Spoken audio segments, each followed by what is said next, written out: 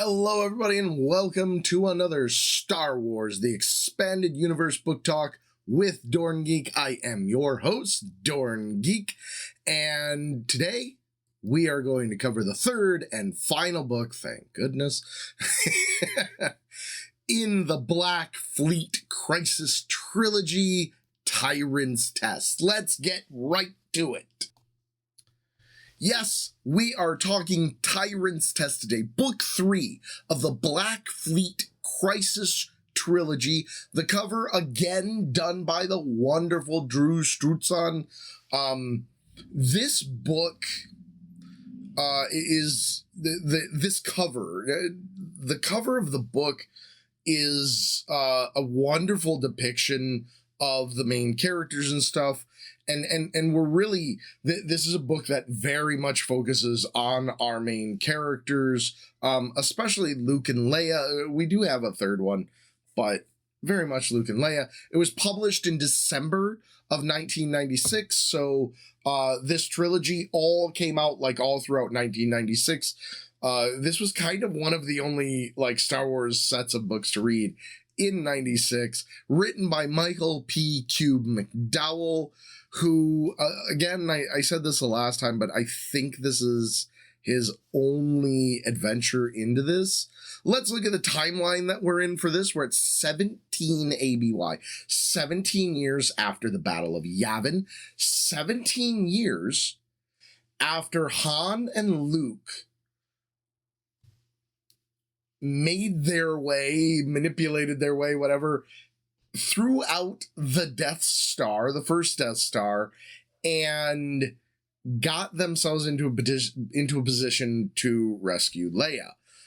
We are also 13 years after Return of the Jedi, 13 years after the Empire had established itself on Endor, and had, I mean, they had been building for a while, but had been building the second Death Star, but more importantly than that, they had troops on the ground at Endor, and this was the end of that, the end of the Empire for the most part everywhere. We're also 8 years already after the rise of Grand Admiral Thrawn and that Thrawn crisis.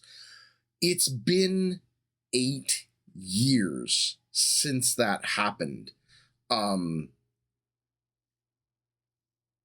me, that's pretty important. So is the fact that we're 17 years after Dark Empire, because the Thrawn and Dark Empire stories are the two stories that were the final stories of the old Empire trying to rise up.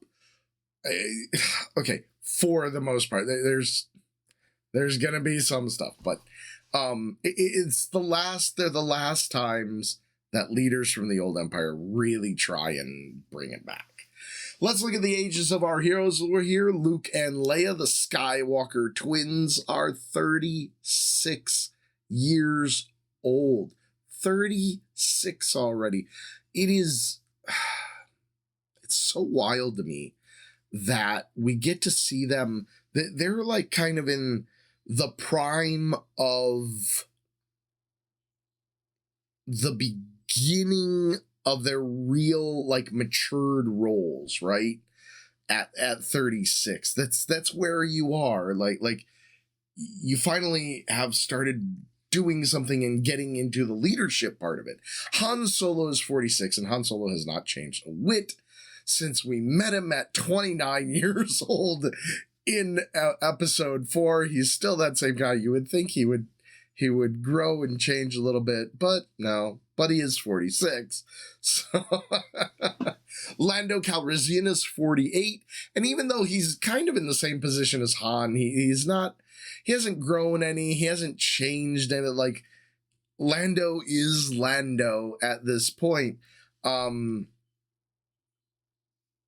At the very least, Lando's on a really interesting adventure in this book, and I've said this every time I've reviewed a book in this trilogy. Lando and Lobot, who's 54-ish, they are on the coolest adventure in the book. I think they have like they're the part that you're always excited to get to. If you want new types of force powers, you're excited to get to Luke's story. If you want a lot of political story, then you're excited to get to Leia's story. But I think overall, at least for me, I was most excited to get to the Lando and Lobot part of the story. We have Akana, who is 32. She is a new character in this trilogy. She has a lot to do in this trilogy, and we are definitely going to see a whole lot more of her. And it is what it is. I'm not super happy with it, but it did, I think, lay the foundation for what went on in that High Republic series that was on Disney Plus. Just kind of. Nil Spar. Now, if you are into the political side of these stories and the politics of Star Wars, Nil Spar has been a character that you have been focused on. You'll get more out of him, I promise. Let's talk about the major places in this book. Coruscant. I can't say it enough. Coruscant is the most important place in the galaxy in almost every book, in almost every story. It's Coruscant. Why? Because it is the political center. It is the governmental center. Without Coruscant, if you are trying to run the galaxy and you don't have Coruscant as your galactic center, as your governmental center, if you are not established there, you're kind of just another local political government, right? You're just another little local entity. You don't really matter if, not that you don't matter, but you don't matter galaxy wide if you're not running things through Coruscant. We're also going to be and we've been here a lot throughout these books, in the Kurnocht cluster. And we saw like where we started and what was going on and how things were being operated from the Kurnocht cluster sector of things. And now we're going to really get into it. We're also going to go to Kashyyyk. And I always love going to Kashyyyk in these books because the Kashyyyk that we go to is the one in KOTOR, Knights of the Old Republic. It's the one that we visited in the Timothy Zahn Thrawn books.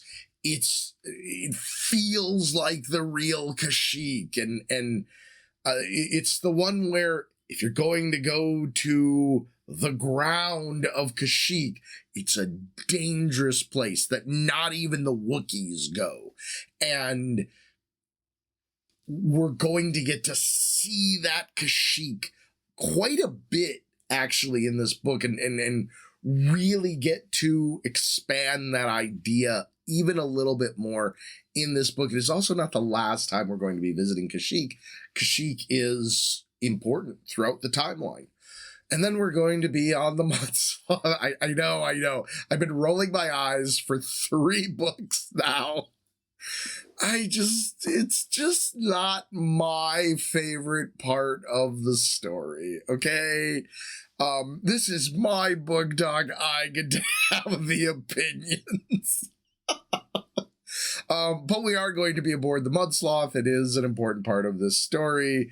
Speaking of which, let's get to our major characters and relationships, out of which we're going to start with Luke and Akana. Now, at this point, one of the things I like about this book is how in this book, the relationship between Luke and Akana is going to change. And no, not in that way. But I think pay attention to it in this one. I think you'll like it. I think it'll be something that is interesting. Leia and Han's relationship, in particular, who they are to each other as a married couple, and what Han's role is in supporting Leia in her role currently, and what he does to do that. Okay, Chewbacca the Wookiee and Lumpwaru. Lumpawaru. I don't know if I'm getting or missing or whether that's a silent A in the middle. I don't know.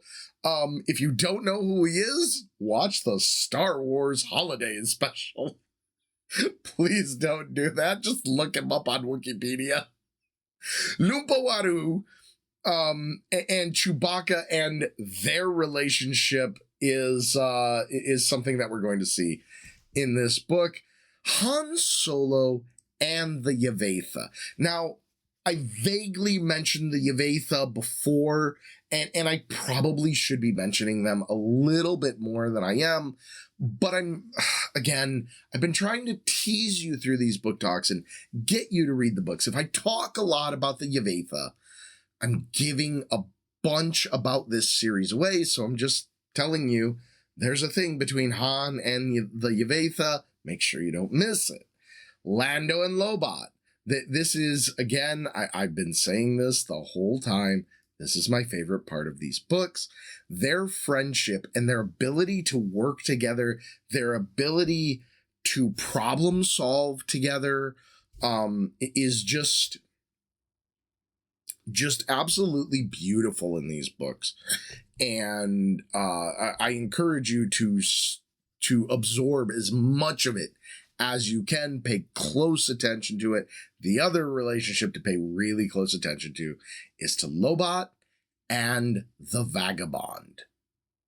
And where does Lobot find himself in connection to the Vagabond, and how does that affect how the adventure moves forward is really big. More major events to talk about in this book is Chewbacca and his family on an adventure. And on an adventure in the only place that you can imagine he would be on an adventure with his family.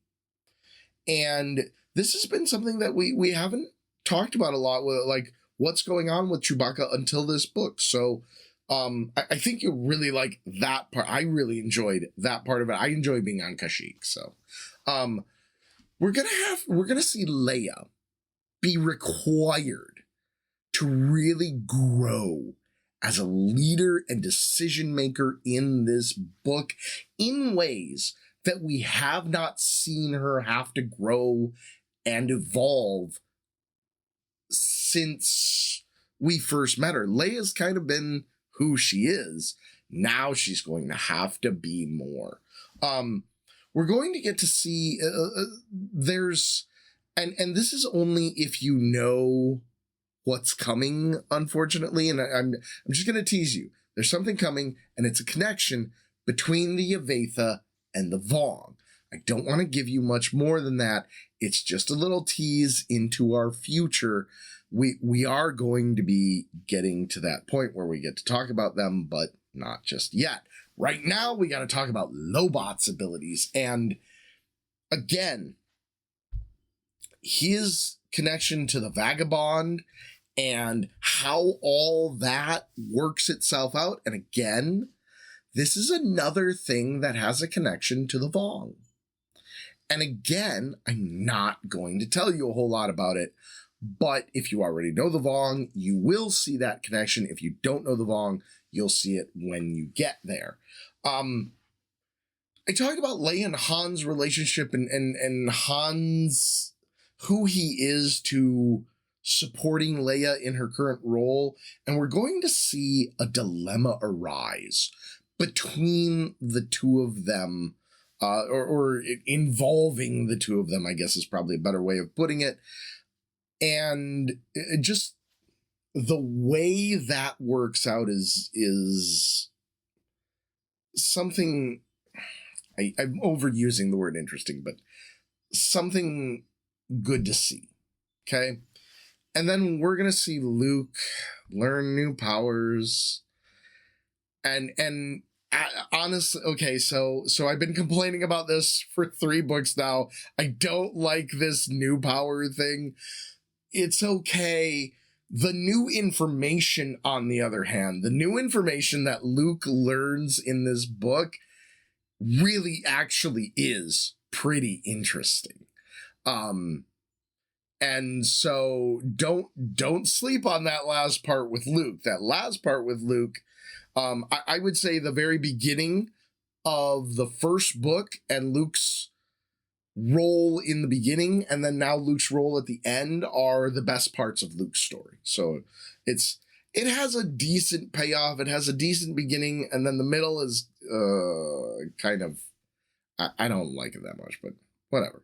Anyways, that is, thankfully, our last book in the Black Fleet Crisis trilogy, and we are done with our Black Fleet Crisis trilogy book talks. Thank you so very much, everybody. The next time I will be talking to you about the New Rebellion.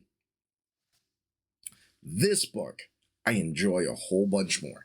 Thank you so much, everybody, and I will see you next time. May the Force be with you.